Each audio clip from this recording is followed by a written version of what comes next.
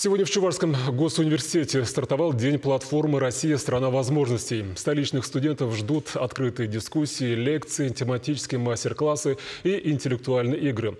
Молодые люди познакомятся с проектами платформы, узнают секреты победы от финалистов и победителей прошлых лет.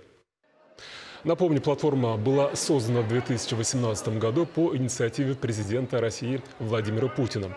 За годы ее работы участниками проектов стали 10 миллионов человек из всех регионов России и 150 стран мира.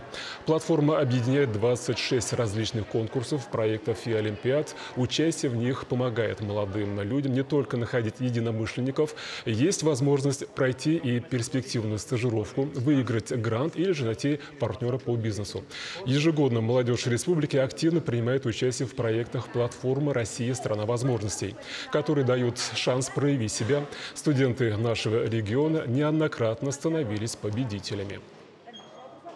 В 2021 году было подписано соглашение между Чувашской республикой и ООН «Россия – страна возможностей». Уже идет плотное взаимодействие, в том числе в том году прошел хакатон по искусственному интеллекту на территории Чувашской республики. В этом году буквально несколько дней назад закончился полуфинал такого всероссийского конкурса «Мастера гостеприимства». Я, например, участвую сейчас в направлении конкурсной части в треке «Делаю». Там я загрузил свой проект, который я выиграл как раз-таки на одном из фестивалей. Это направление как раз-таки, где можно выиграть 1 миллион рублей.